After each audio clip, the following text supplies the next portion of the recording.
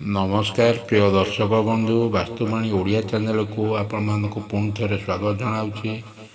दर्शक बंधु गृहर प्रधान प्रवेश द्वार घरर अन्य दरजा ठारू उच्चतार बेसी हेबा प्रयोजन।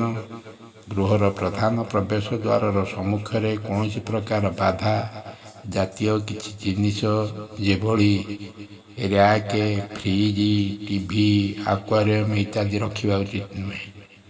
दर्शक बंधु गृहर प्रधान प्रवेश द्वार ओम बा स्वस्तिक अथवा गणेश इत्यादि छवि स्टिकर लगाइबा उचित।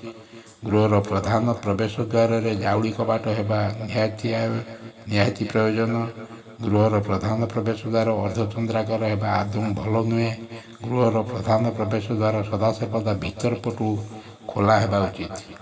दर्शक बंधु आज ये अध्याय आसतु जानिबा यही प्रवेश द्वार बा मुख्य द्वार को केउं रंग देले ताहा वास्तु शास्त्र अनुजाई या आम घर पर शुभकारक होता है से विषय आसतु आलोचना करवा। ता पूर्व कही रखी कि दर्शक बंधु यदि आप एपर्यंत मोर चैनल को सब्सक्राइब करना दयाकोरी चैनल को सब्सक्राइब कर दिंतु। पाखे बेल आइकन को क्लिक कर दिंतु।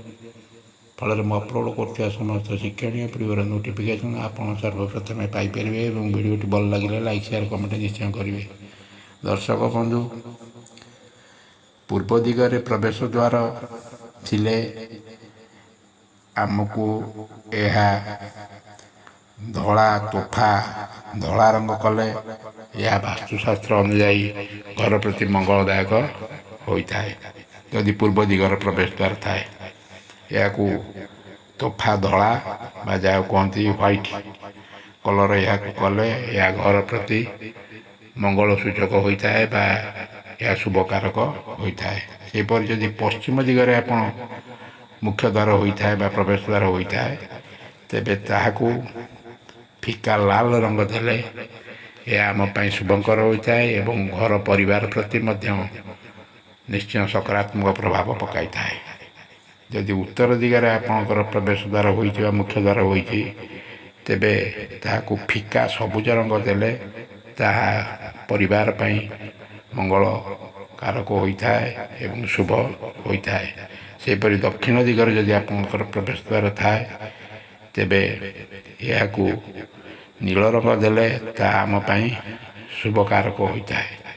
सेपरि यदि आप उत्तर पूर्व दिगरे यदि प्रवेश द्वार थाए तेबे ताहाकू धूसर रंग कले ताहा घर पर शुभंकर होता है। यदि दक्षिण पश्चिम दिगरे यदि प्रवेश द्वार थाए तेबे ताहाकू घन नील रंग देवा द्वारा यह घर पर शुभ होता है एवं सकारात्मक प्रभाव पकाई थाए। यदि उत्तर पश्चिम दिगरे प्रवेश द्वार थाए तेबे ताहाकू फिका धला रंग देले ताहा घर प्रति सकारात्मक प्रभाव पकाई थाए, घर पर अत्यंत शुभ होता है। दर्शक बंधु जदि भी आपन को वीडियोटी भल लगी थाए तेबे वीडियोटी गोटे लाइक करेंगे, चैनल को सब्सक्राइब करेंगे। रोची धन्यवाद, नमस्कार।